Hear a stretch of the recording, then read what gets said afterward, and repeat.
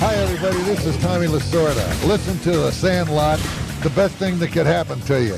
The one constant through all the years, Ray, has been baseball. Are you crying? It's a part of our past, Ray. There's no crying. It reminds us of all that once was good. There's no crying in baseball. Just a bit outside. Baseball will be very, very good to me. It's a simple game. You throw the ball, you hit the ball, you catch the ball. Personally, I think we got holes on that. The Sandlot Radio Network is on the air. And now, starting pitcher for the Sandlot, former pro player and Major League scout, Ted Howard. This is National League All-Star Justin Upton. Hi, this is Shane Victorino. Hi, this is Albert Pujols. Hi, this is David Wright. It's Derek Jeter of the New York Yankees, and you're listening to The Sandlot.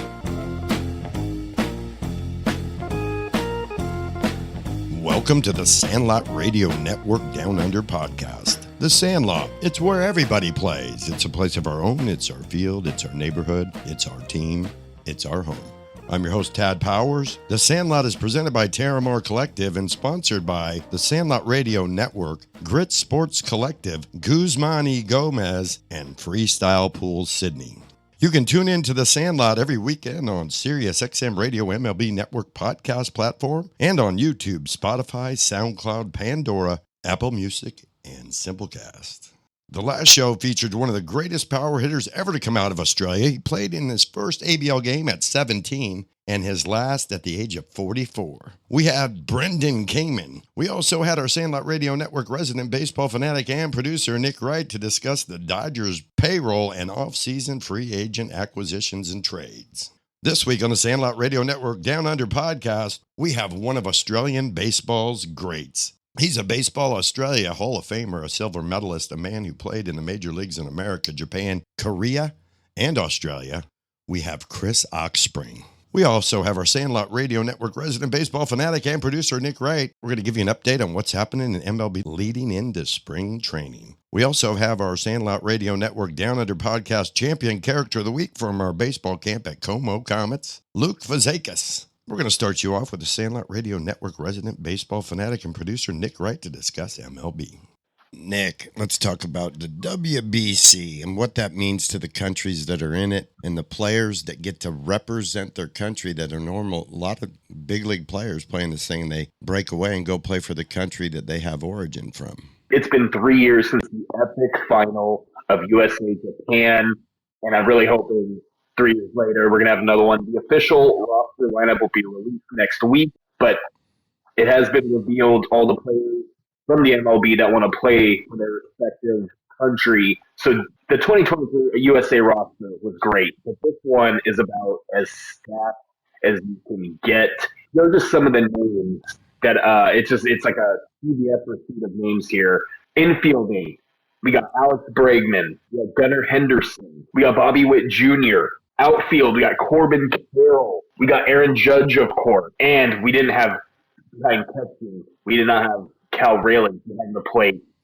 And Tad, I think the biggest X factor is that we had good arms 3 years ago. Clayton Kershaw, who's still, younger and better. But Tad, the biggest X factor, I think, for USA this go around is going to be two guys, Paul Skeens and Tariq Skubal. I think that is going to be too much firepower for the other team. I think this USA team is going to be too good. What do you think about this USA potential roster? The potential roster looks amazing, and on paper, it looks like nobody could beat them. But again, this is about players representing their country. Some players have a lot more admiration for their country, and it seems like when they come together on those teams, they really play like a team. They got each other's back. And it's always seemed like that the big league guys that represent the USA don't have as much at stake, so to speak, if you know what I mean. It's their contracts are guaranteed. They're making their money. And it's the same when, some of the big guys that go and play for Venezuela, Puerto Rico, and when they go and play for their countries, that's a big deal. What's cool is like Italy will get some guys that wouldn't make the U.S. team, but they'll make the Italy team. Same with some other countries that their guys can play in the WBC, but they might not necessarily be big leaguers. And, Tad, I got to bring up, and Shohei Ohtani is going to be there. Yoshinobu Yamamoto coming off that heroic World Series win for the Dodgers. And, Ted, even 3 years ago, it ended with such theatrics that Mike Trout and Ohtani facing off against each other, and Ohtani striking out Mike Trout for Japan and winning the game on that strikeout. There's just so many. You can never count Japan out, but I think it's going to be another literal World Baseball Classic, and I can't wait. And Ted, I got to bring up, guys from Australia, you got Travis Bazzana representing, you got Liam Hendricks representing. I'm sure a lot of your friends and guys out there are really excited about seeing them as well. Absolutely. And, they'll have a mixture of veteran guys that are older, anywhere from 30 to 40, and they'll have some guys that are just coming out of college. They'll have guys that have played a couple of years in the minor leagues, and they'll have the a handful of guys that have touched the big leagues on their roster as well. And even Dominican Republic has some big names. Of course, you got Vladimir Guerrero Jr., you got Fernando Tatis Jr., and the rookie who is a sensation in Tampa Bay, I should know, Junior Caminero. Cannot wait to see what they have as well. And, I just really cannot wait. The official roster will be released February 5th and 6th. And March 5th is when the Major League Baseball Classic officially kicks off, along with spring training in less than a month. So, Ted, we have a lot of great baseball to look forward to. And, obviously cannot wait for the start of the season. But this World Baseball Classic, I think I'm just as excited for it. Everyone should be. And anyone that has any kind of connection to these countries that are having their teams represented in the World Baseball Classic should be excited as well. And if you get a chance to go and see games and represent and support your country, it's a really cool thing to see. I've been to Florida for them, and I've been to Arizona for them. And I've had a chance to see some of the excitement that it brings to the people that are fans of those countries. Time before this thing kicks off, but do you think any other country, do you think Japan will repeat, or do you think the USA just has too much firepower, or do you think another country might be in there? I don't count out Venezuela, Puerto Rico, Dominican Republic. I don't count out the USA or Japan. Any one of those 5 for me could win. Absolutely.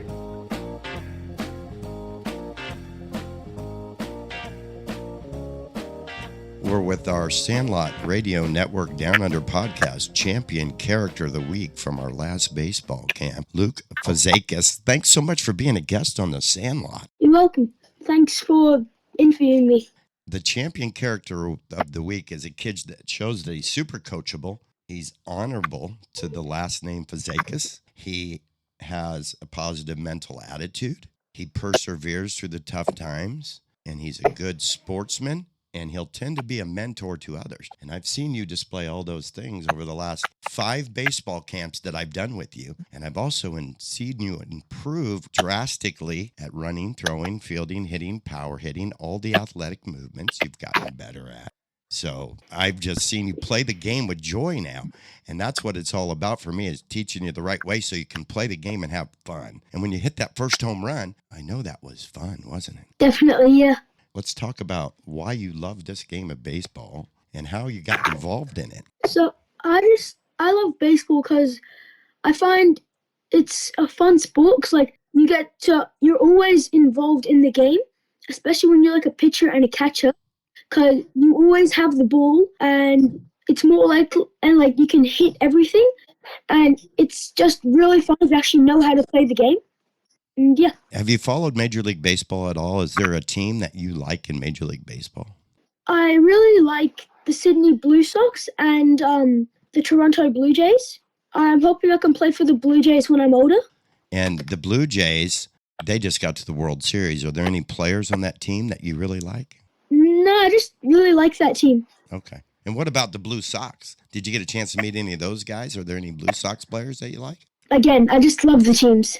You like the teams, you like the sport. The champ of the week is a kid that does all those things. And man, Luke, I've really seen you improve at this game. And again, having fun is what makes you want to keep playing it. And the better you get, the more fun you have. And just keep working at all the things that you've learned in the camps. And every day that you work, you're going to get a little better. And then the game becomes more fun for Luke, our champ. Yeah. What's your favorite subjects in school? Because I know you're a kid that's very coachable, so I know you're a good student. What's your favorite subjects over there at the school? Probably like PE or math, those two. PE and math, because PE's, you get to get outside, you get to move around, get the blood flowing. Math, because you got to use your brain to calculate things. And so those are all things that make you better at baseball, too. Understanding math will help you understand how this game is scored, how all the different positions have a number, right? Each, like the pitcher's number 1, the catcher's number 2, first baseman's 3, second's 4, shortstop is 6, third base is 5, left field's 7, center field's 8, and right field's 9. So they all are numbers. You have to know numbers in the game of baseball, and stats are all about numbers. So math will be a good thing for you as you continue to learn the game of baseball. All right, cool. Now, is there anything in particular in the camp that you learned that you really have become better at that's noticeable? Because I noticed the sliding, especially. You're throwing and catching. You understand how to use your glove now, and they have to move. And you're batting. The fact that you now have hit balls on the barrel and get that feeling of what it's like to hit the ball with the barrel of the bat. Yeah, I'm actually not really sure right now. I still, I just have to keep practicing with my batting. That's, the main thing. And my technique when I'm batting as well a bit. But, yeah, I've improved a lot. And, a whole bunch of other things as well and stuff. Yeah. He's Luke Fazekas, and he is our champion character of the week on the Sandlot Radio Network Down Under podcast. Luke, I want to thank you so much for being a guest with us. You're welcome.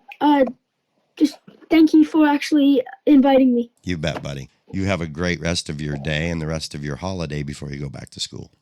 Don't go away. When we return to the Sandlot Radio Network Down Under podcast, we have Aussie great Chris Oxspring. The Sandlot, it's where everybody plays. I'm your host, Tad Powers. The Sandlot is presented by Terramore Collective. We're at the Sandlot Baseball Camp in Denali, New South Wales, Australia. At the Cosmo Comets Baseball Club. And we love baseball. And we listen to the Sandlot. G'day everyone, I'm Graham Cuttle. I'm the high performance manager for Baseball New South Wales. I'm lucky enough to have been inducted into the Baseball Australia and South Wales Hall of Fame, and I listen to the Sandlot Network.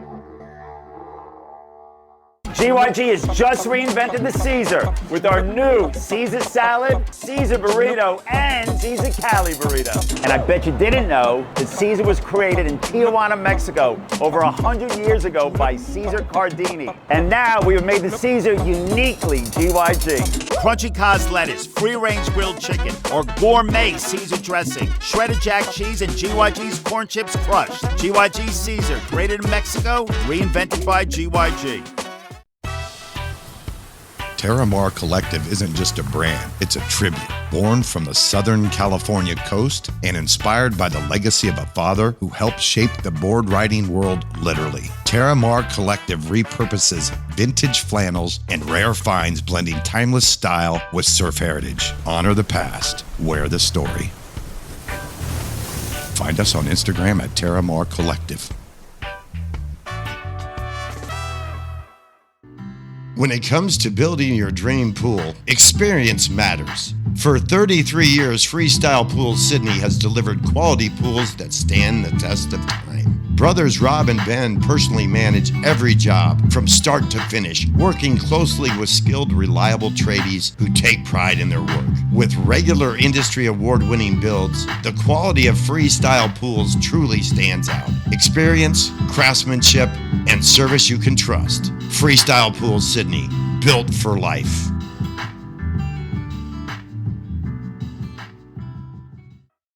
Hi, everybody. This is Rick Mundy, former Major League player, former All-Star, and now broadcaster with the Los Angeles Dodgers. You're tuned in exactly where you need to be.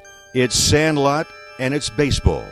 Talking baseball, the man and Bobby Fella, the Scooter, the Barber, and the Duke. They knew them all from Boston to Dubuque. Especially Shohei, Mookie, and the Judge. We're with Aussie legend, a guy that got to the big leagues, the 21st major leaguer ever to come out of Australia, Chris Oxspring. Thanks so much for being a guest on the Sandlot Radio Network Down Under podcast.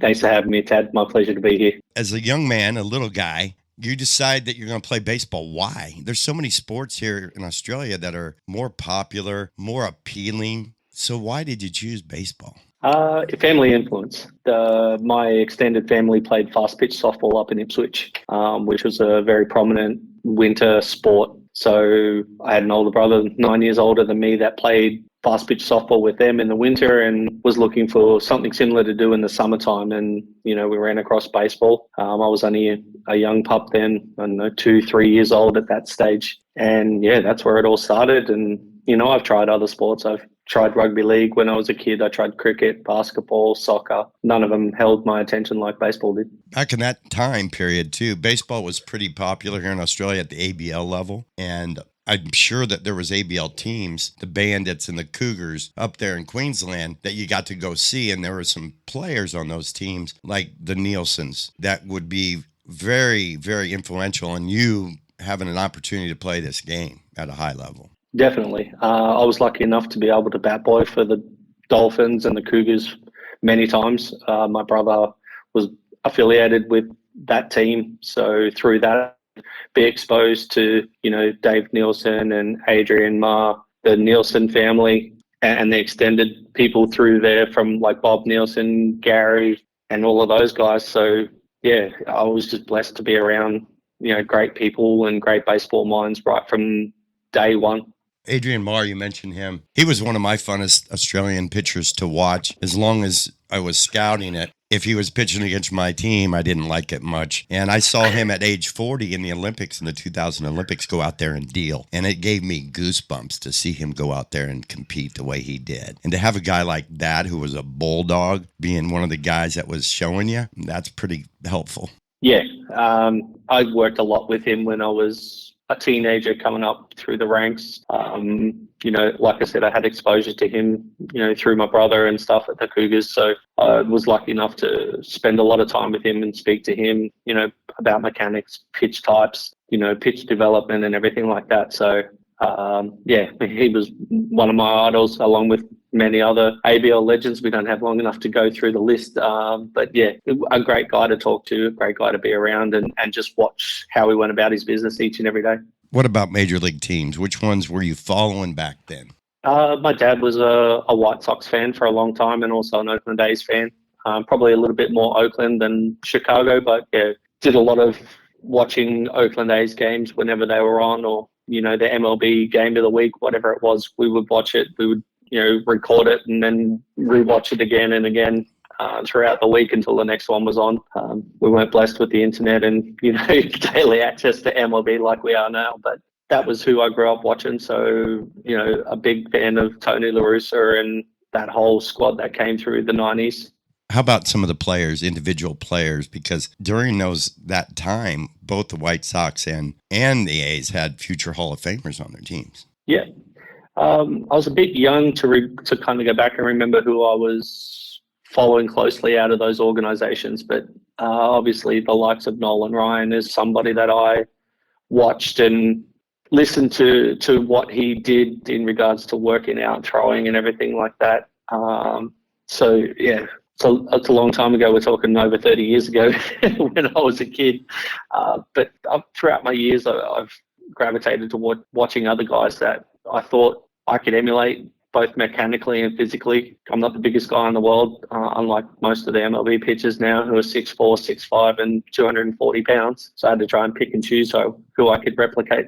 Nolan Ryan, ironically, my son is named Nolan Cody because as a kid, he was an inspiration for me, too. Not that I was ever going to be able to throw like him, but he was an inspiration just because his longevity and his ability to overmatch people. That's what I liked watching. Yeah, a lot of the times he might not have had his best stuff, but he just had the will to compete each and every day. Didn't matter whether he felt good, whether he was in pain or not. It was just a matter of he was going to go out there, and his will to beat you was better than your will to beat him most of the time.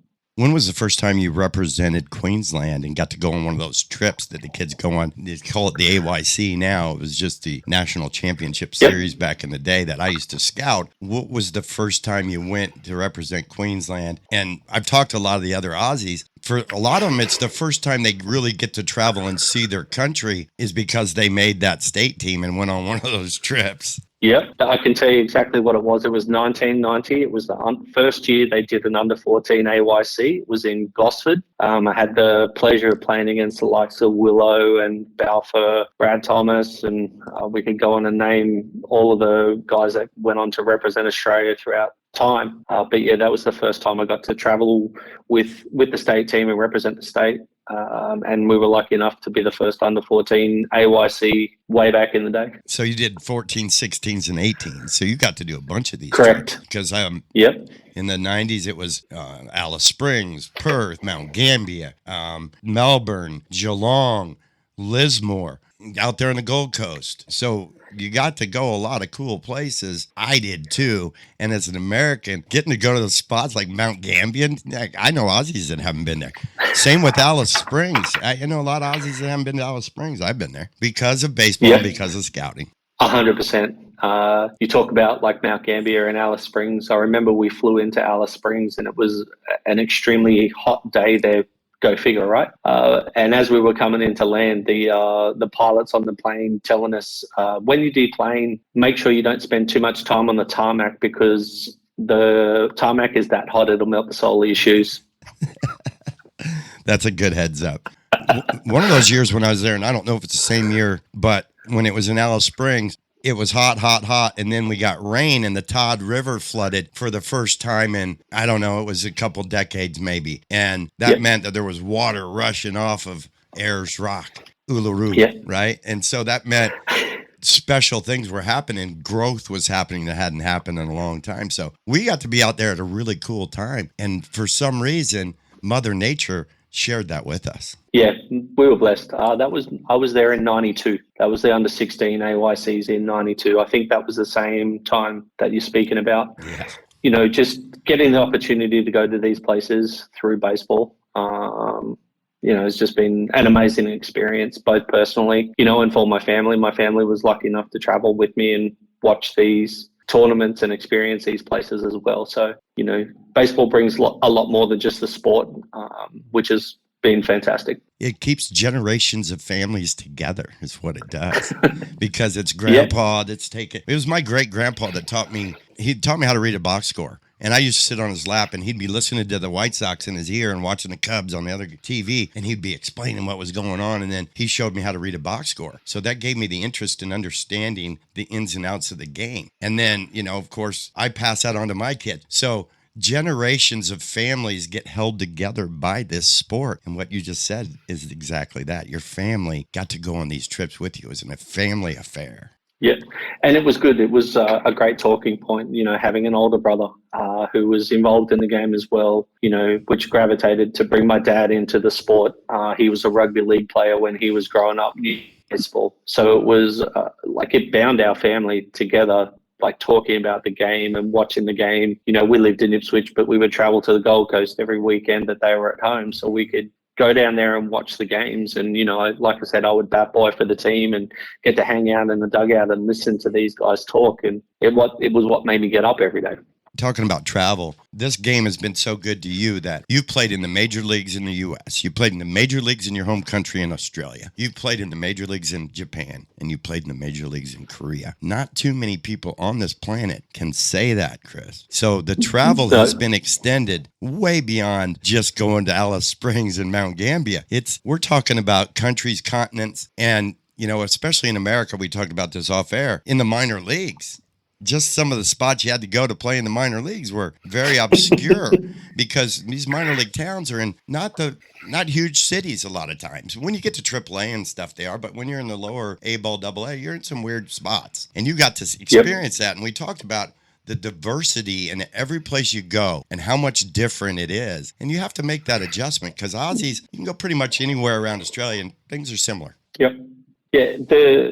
I guess the first year I went over there, spring training is held in Peoria, Arizona. So, you know, a beautiful city, just the most amazing place that you can go. It's one of my favorite places in the world to visit and to be in. And then I flew to Fort Wayne, Indiana. Now, firstly, I couldn't even tell you where Indiana was on the map, let alone where Fort Wayne was relative to anything in Indiana. So we get there and it was a brand new stadium. It was only 12 months old, which was phenomenal. You know, we had the best of what was available at that time. We're talking the early 2000s here. But the people, like I distinctly remember, we would have like a delegated host families who would come and they would give you like a package to take on the road that had, you know, water and Gatorade and snacks and just stuff to get you through bus trips, because then you were taking 8, 10, 12, 15-hour bus rides to the next city. They don't do that anymore. You're at home for 7 days and then you go away for 7 days, then you're back home, and it's so different. At that stage, you were on the road every 4 days,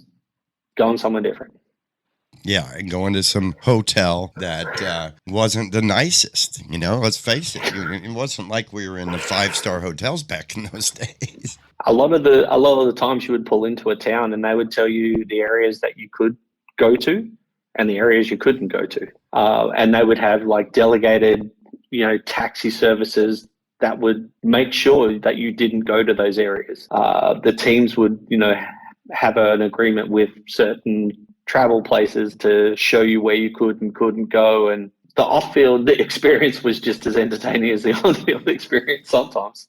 We're with Chris Oxspring. He's a major league player. He's been to the Olympics. He's won 2 games in the Olympics in 2004 against Japan. I don't even know how that can happen, Chris, but you did that. We're going to take a quick break. Don't go away. We have way more from Chris Oxspring when we return to the Sandlot Radio Network Down Under podcast. This is Andrew Reynolds, voice of the Sydney Blue Sox, and you're listening to The Sandlot. Hey, this is Brian Murphy from Sydney, Australia. Ex-professional baseball player, still living the dream of playing the game, watching the game, coaching the game, and watching the next generation come through. Thanks, Tad.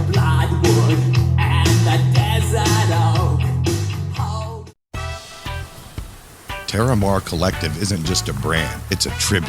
Born from the Southern California coast and inspired by the legacy of a father who helped shape the board riding world literally. Terramar Collective repurposes vintage flannels and rare finds, blending timeless style with surf heritage. Honor the past, wear the story.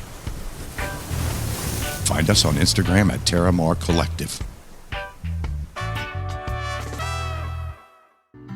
When it comes to building your dream pool, experience matters. For 33 years, Freestyle Pools Sydney has delivered quality pools that stand the test of time. Brothers Rob and Ben personally manage every job from start to finish, working closely with skilled, reliable tradies who take pride in their work. With regular industry award-winning builds, the quality of Freestyle Pools truly stands out. Experience, craftsmanship, and service you can trust. Freestyle Pools Sydney, built for life.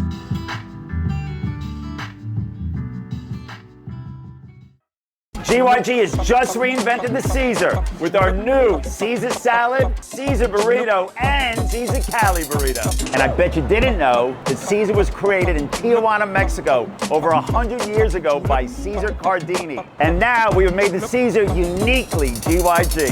Crunchy Cos lettuce, free-range grilled chicken, or gourmet Caesar dressing, shredded jack cheese, and GYG's corn chips crushed. GYG Caesar, created in Mexico, reinvented by GYG. Hey everybody, this is Trevor Hoffman, a Hall of Famer and a San Diego Padre, and you're listening to The Sandlot. We're back with former major leaguer from Australia, number 21 to get to the big leagues from Australia. He's also played in the big leagues in Korea, Japan, and right here in Australia, Chris Oxspring. Thanks for sticking around on the Sandlot Radio Network Down Under podcast. My pleasure to be here, Ted. Having a blast. We talked about being a rep of Queensland and then a little bit about being a rep of Australia, being in the minor leagues. Let's talk about that big league debut, because that's always a moment for you, but also your family, because it's so, I mean, there's only been 38 Australians in the history of time to ever get to the major leagues. So how? What's going on here? Oh, there's a lot of backstory, but I won't bore you with those details. So it's September 2nd. We're in Milwaukee. The starter, Brian Lawrence, was having a tough go of it in the first couple of innings. I was up warming up in the first inning. That's how tough he was having it. Just one of those days where just the bounce of the ball wasn't going his way. The calls weren't going his way. It was just, a baseball day. So I come out in the second inning and I just need one out, right? There's 2 outs, runners on first and second. In the back of my head, I'm like, I'm not being the guy that's going to give up his 30th home run and his 100th RBI of the season. We're not going to do that. So I pitch around him. No, don't need. So I run out from the bullpen, get to the mound, and Bochy's standing there. And he looks me deadpan in the face and goes, have you even taken a breath running out here? And I was like, nope. So he hands me the ball and he's like, hey, just take a deep breath in, have a look around, soak it all in, and then get this guy out. So I'm facing Carlos Lee, and I walk him on 5 pitches. But take into account he's hitting .299, got 29 home runs and 99 RBIs. So I'm thinking to myself, I'm not giving up 30 and 100. I'm just not going to do that. So I walk him thinking I'll get the next guy.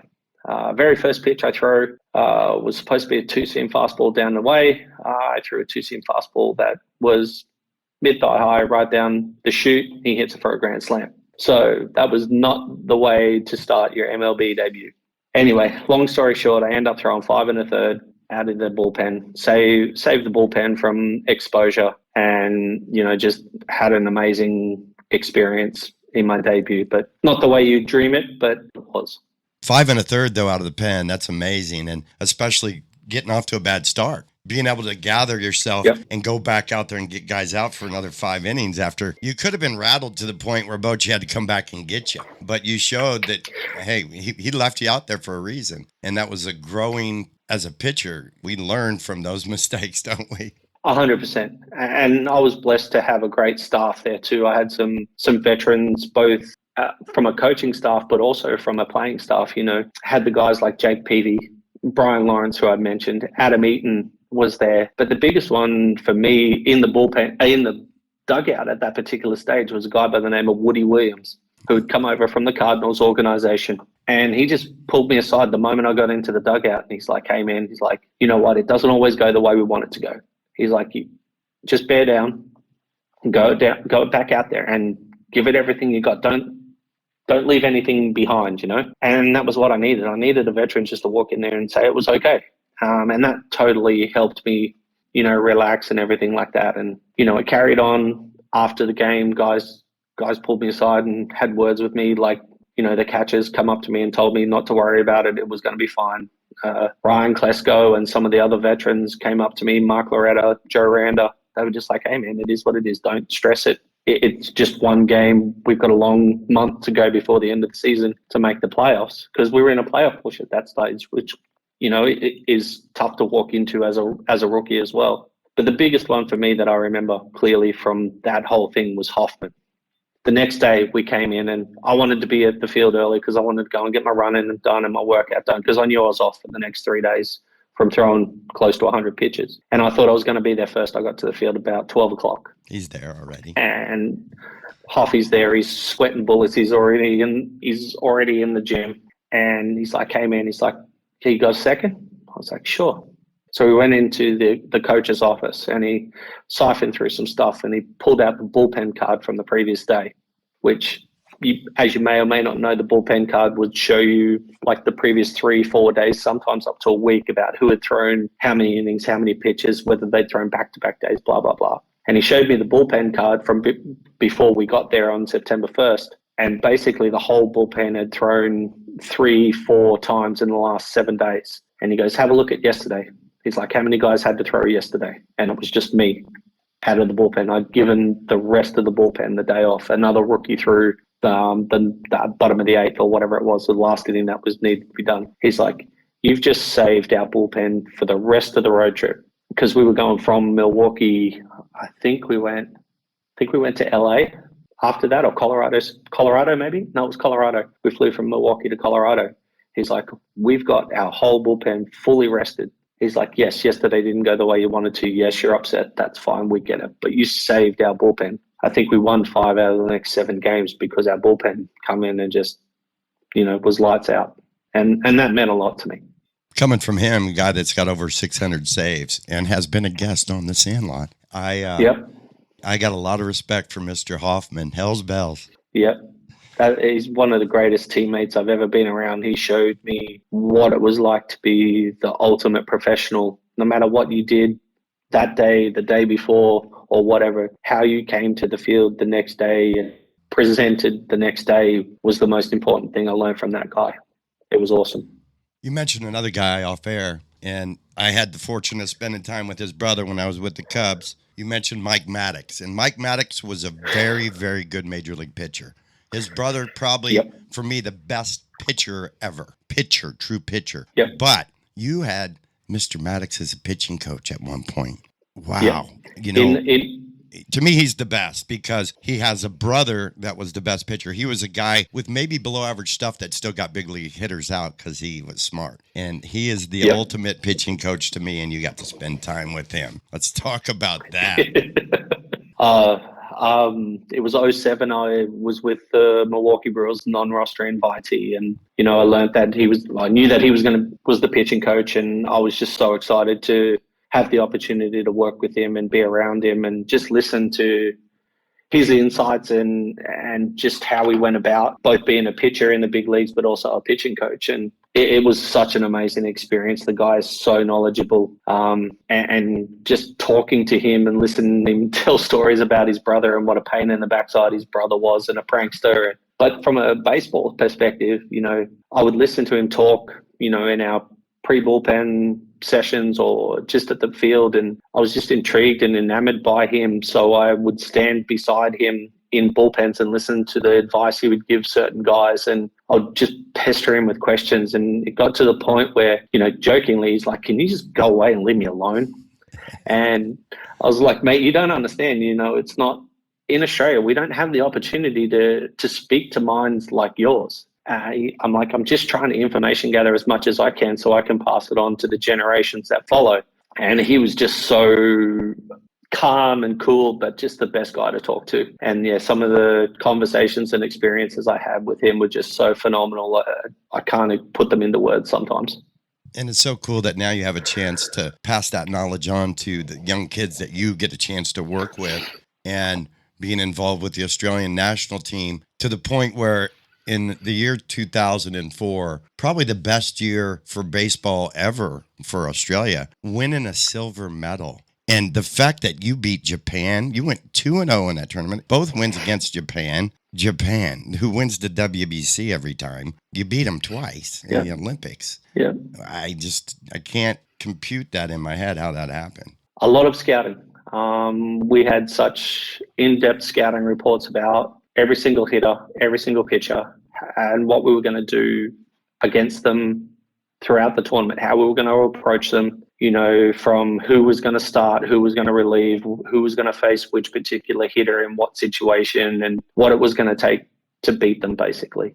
So the first game was probably a little bit different. It ended up being kind of a blowout in the end. I don't remember the final score, but I think it was 9-4 or something like that was the first game. I'm not certain of the score. The second game was a lot easier to remember that scoreline, significantly closer. But, we had a game plan against them from a pitching perspective, but also from a hitting perspective. We knew that the only way to win that game was to get Matt Suzuka off the mound. And we did. We made him throw 130 pitches in 7+ innings. And, it was in that last inning that we scored the one run. That was the tipping point in the game. And, it's an experience that I'll never forget, and something that I treasure immensely for the team, the coaching staff, and everybody behind the scenes that put together, the formula for us to come out on top. A lot of those guys that were on that team with you, I've known since they were young, playing in the under 14s and stuff. And for me, it was one of the coolest things ever to watch those guys all come together. And talking about a real team, that 2004 Olympic team, that was a real team. And that's how you go out and compete in a world tournament like that, by having a real team. And I think Japan always does too. That's why they do so good in that WBC. And the U.S. team, I just don't see them as a team like Japan or like Australia. No, it's different. It's ironic. We were just having a similar kind of conversation the other day about what it means to make a team. And you mentioned the Japanese team and what it takes. I mean, everybody on that team is willing to sacrifice for the greater good of the team. A personal sacrifice, it might be the 4-hole hitter laying down a bunt in a situation that dictates it. And he does it selflessly because that's what the team needs in that situation. They need that person to sacrifice themselves for the greater good, and they know that that's what's required, because if they don't do that, then they won't make the team again. Whereas other countries and nations don't have the same mentality around that, and, you know, make different decisions, rightly or wrongly. You know, you can always look at it with hindsight and go, oh, they should have done this or they should have done that. But yeah, to formulate a team, you know, Japan, Korea, the Asian teams do it the best because the players know that they need to self-sacrifice for the greater good. Yeah, and you're, like you said, it's hard for big leaguers to do that, especially when they're from different teams. They're all being thrown onto one team. They're representing their country. They want to do it, but that clubhouse chemistry might not quite be there like it is with the Aussies and the Japanese team. And even this, you know, you watch the Venezuelans and the Korean, all those teams, they seem like more of a team to me than the U.S. team. Yeah, and you've got to remember, right, like for 10 months a year, every year, except for once in every 4 years, these guys are out there trying to hit home runs to make a living. Like, you don't get paid for sacrifice bunting. You get paid for RBIs, home runs, batting average, and all of those other stats. You don't get paid millions to sacrifice bunt anymore. They don't put a value on it like they used to, you know, in the 70s, 80s, 90s, and even early 2000s. So you have to respect the change in philosophy and mentality that's required, and sometimes guys can and can't do it. It's just something that is what it is. But the Asian teams tend to put a bigger value on that part of the game because, you know, power is not necessarily the strong suit to win ball games and drive in runs. Are you going to be involved with this WBC team coming up? No. I'm not part of the coaching staff. I believe it's the same coaching staff that went to the Premier 12 just recently, which is an awesome staff, right? You got Dingo managing, you got, I believe, Jim Bennett's the pitching coach, and Graham Lloyd was the bullpen coach and such. So I believe that's going to be the same, you know, coaching squad again, you know, with the likes of Michael Collins, Andy Graham, and some others. Yeah, I haven't seen anything. I haven't seen any media release about who's involved, but I haven't had any contact. Don't go away. We'll be right back with 19-year professional baseball veteran Chris Oxspring when we return to the Sandlot Radio Network Down Under podcast. I'm your host, Tad Powers. The Sandlot is presented by Terramar Collective.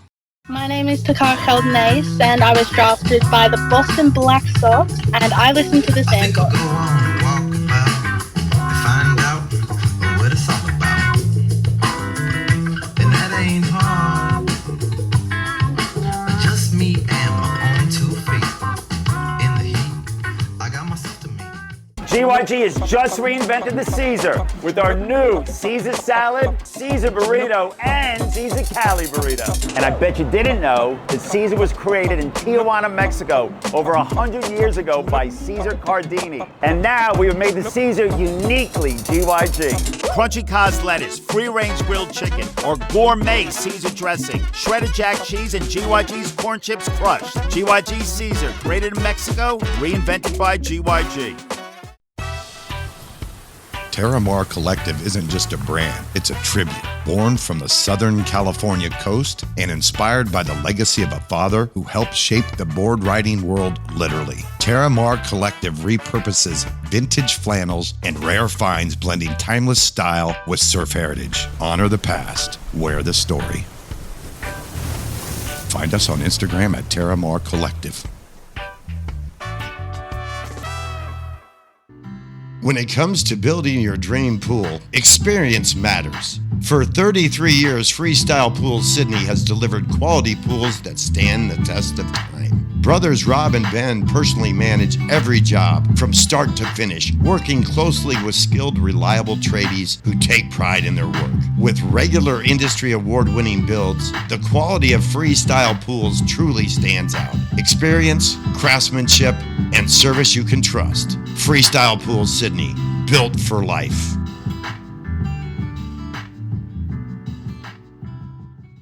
It was pretty much decided for me to play baseball when I was born. The Sandlot's where it all starts, doesn't it? I wasn't big than everybody. I just threw harder. It doesn't take any talent to hustle. If you don't pull for the Dodgers, there's a good chance you may not get into heaven. Something happening here. What it is We're back with Chris Oxspring on the Sandlot Radio Network Down Under podcast. I'm your host, Tad Powers. The Sandlot, it's where everybody plays. It's good to see guys like Michael Collins and Andrew Graham climbing their way up in the minor league system as coaches and managers. And Andy's been hanging around with Detroit for a long time. I could see him in that big league dugout eventually. Yeah. Look, there's so many of them over there now, which is unbelievable. You got, Tubby and Grazer. You've also got the likes of Alan De San Miguel, who's making his way through the organization now that his playing career is over. You got Chris Adamson, who just won the ABL championship with Adelaide. He's with the Phillies, making his way through the organization as well as a manager. And, these guys that are great baseball brains, they were great baseball brains on the field, but they're even better baseball brains off the field. It shows a lot for the development of our sport in this country. And you'd think that it has a bright future because of guys like Travis being a catalyst. The Little League World Series, now Australia's sending a team over there every year. I think that's been a huge catalyst. It just took forever to get Little League over there. Back in 93, I presented an opportunity to them, and they didn't want to do it because it went against their pitch count and their innings and all their stuff. It wasn't the same baseball they were playing. So why would we give our kids the opportunity to go play in front of the world on TV at Williamsport? Why would we do such a thing? Well, guess what? Some of the kids that have gone and done that since they have been allowed, it's the experience of a lifetime. They'll never have another experience like it. It's kind of sad because even a guy like Jake Burns, who got to pro ball, you're not going to have that experience you had at Little League World Series until you're a big leaguer. Or Correct. You got to be playing in a top 5 D1 program and you might get that kind of treatment, but you're not getting it in the minor leagues. So that experience is a once in a lifetime thing. And for about 30 years, the powers that be in Australian baseball chose to not give Aussie kids that opportunity. How do you like that, Chris? Look, I've got my own personal opinions on the Little League World Series and how it's approached and implemented and stuff. It's a fantastic opportunity for people, but at the same time, there's always political things that go on in the background that we won't go into on air. And so I think it's fantastic.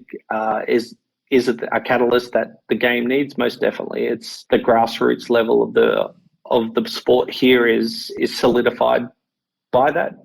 It's just how we take that opportunity from there moving forward to continue to have kids continue through the game, go to colleges, junior colleges, D1 programs or through to Pro Bowl.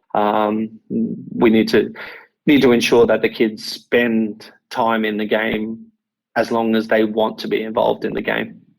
And if you talk to Willow, Glenn Williams, the CEO of Baseball Australia, who I've known for a very, very, very long time, he was the bat boy for the Sydney Wave. So that just gives you an idea how long I've known Willow. But he will tell you there's about 150 Aussies playing baseball in college right now in the U.S., and that is huge for the development of the sport because those guys come back, they become coaches, they play in the ABL, they make the national competition stronger, they make the local clubs stronger when they bring it back and become coaches that do development things as well. And for me, the next generation should even be better because of that. Yeah. Like you can see it predominantly here in Sydney. You look at the ABL team that Sydney's put out on the field this year. You got the likes of Harry Fullerton, Joe Stevens, Jalen Ray, Josh Bishop, and numerous others that have come back from college and had that college experience recently and have brought that back to the game. And you look at, I talk about Sydney because it's most relative to me, that it's provided a solid core for the organization to build around for a long period of time. And it's happened in other states as well. They've always had a core of local Australians that they build around, and it's just incredible what these kids bring back, the different philosophies, the different programs, the training modules, the approach, the mentality and that kind of stuff. Just how that's filtering back into the game. Like you said, it makes our game better because there's no one way to make a baseball player, right? It takes a lot of different ingredients and we need those ingredients to come back. Sometimes they don't, but when they do, you can see the benefit it has on the game. And those guys that go away, they always have huge opportunities, not just in the sport of baseball, but in anything they decide to do, because they went over there and competed. They had to show up every day. There's none of this RDO. There's no roster day off. There's no extra holidays. There's no smoko. And it's time to just get after it. And then when you have that mentality for a while and you come back to Australia and realize that there is RDO and there is smoko and there is people going through the motions, you can go past them and do something extraordinary. That's what I always tell people. Aussies can do something extraordinary. Why be ordinary? When you present to any business and you can show them that you have the ability to, kids that go away to college and have that opportunity, they bring that back not only to the game, but also into their normal everyday life. You've proven that you can, transition, you can travel, you can show up on time, you're adaptable.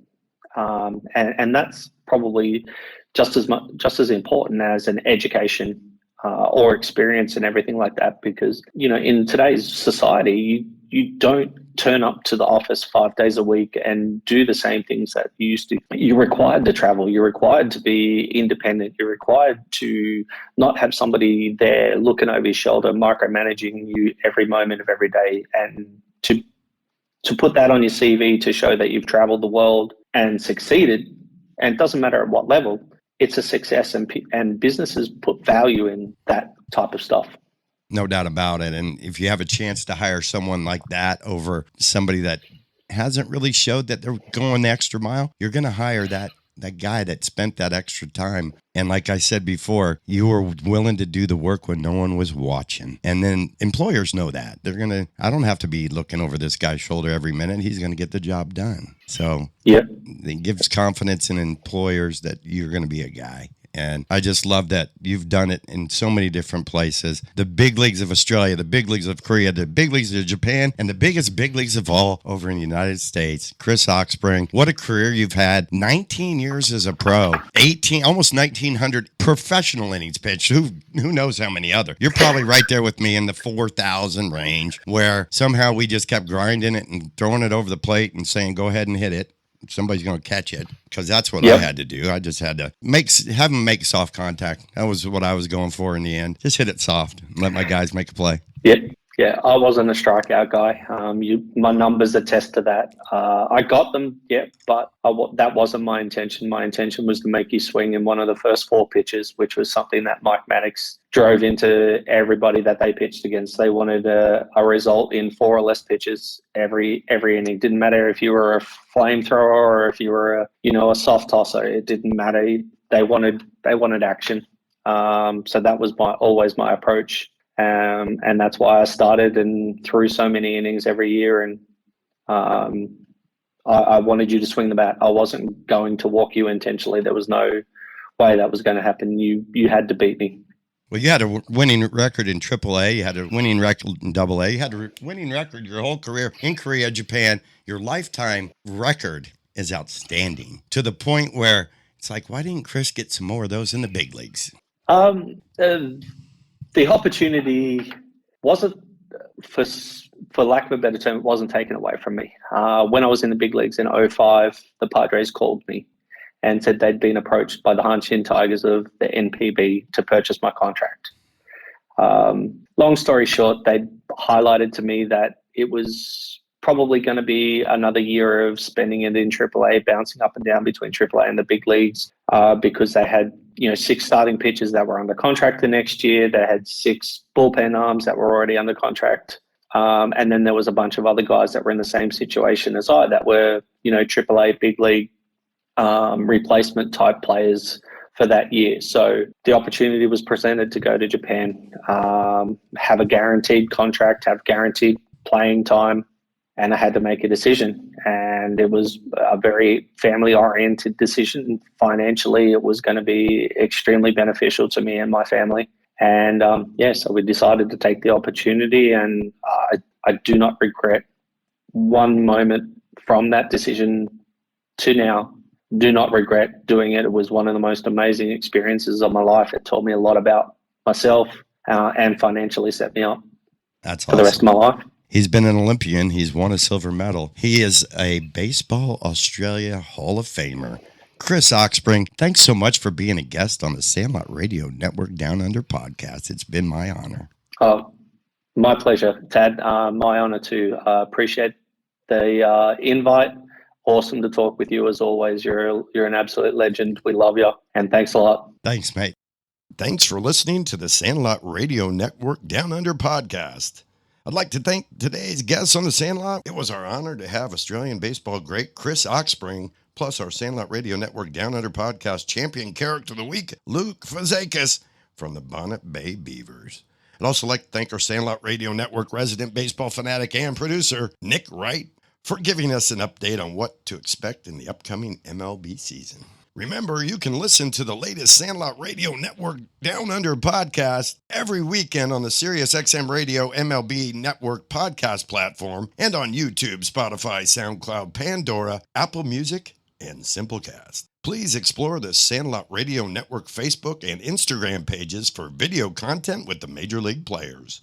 Also, check out our SandlotRadioNetwork.com website for photos and reels from our long history of covering everything from the Sandlot to the big leagues. The Sandlot has been presented by Terramar Collective and sponsored by the Sandlot Radio Network, Grit Sports Collective, Guzman y Gomez, GYG, the best Mexican in Australia, and Freestyle Pools Sydney, pools that withstand the test of time. The Sandlot, it's where everybody plays. It's a place of our own. It's our field. It's our neighborhood. It's our team. It's our home. I'm your host, Tad Powers. Damn it! Who typed a question mark on the teleprompter? For the last time, anything you put on that prompter, Burgundy will read. Is this heaven? It's Iowa. Is there a heaven? Oh, yeah. It's the place dreams come true.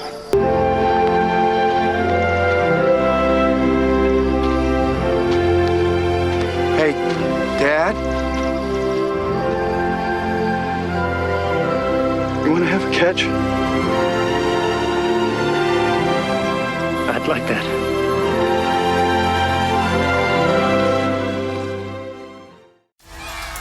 Do you want more than just wins for your kids? Do you want confidence, character, and grit? At Grit Sports Collective, we help young athletes play with purpose and train with passion. With elite coaching in baseball and basketball, we're building more than skills, we're building competitors. Because greatness starts with mindset and is earned through sweat. Grit Sports Collective. Play fierce, train harder. Now enrolling in San Diego, California. Visit gritsportscollective.com and sign up today. Terramar Collective isn't just a brand, it's a tribute. Born from the Southern California coast and inspired by the legacy of a father who helped shape the board riding world literally. Terramar Collective repurposes vintage flannels and rare finds, blending timeless style with surf heritage. Honor the past, wear the story. Find us on Instagram at Terramar Collective.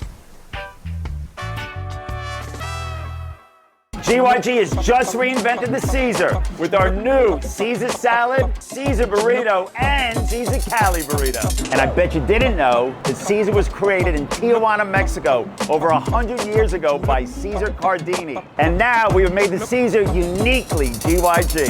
Crunchy Cos lettuce, free-range grilled chicken, or gourmet Caesar dressing, shredded jack cheese, and GYG's corn chips crushed. GYG Caesar, created in Mexico, reinvented by GYG. When it comes to building your dream pool, experience matters. For 33 years, Freestyle Pools Sydney has delivered quality pools that stand the test of time. Brothers Rob and Ben personally manage every job from start to finish, working closely with skilled, reliable tradies who take pride in their work. With regular industry award-winning builds, the quality of Freestyle Pools truly stands out. Experience, craftsmanship, and service you can trust. Freestyle Pools Sydney, built for life.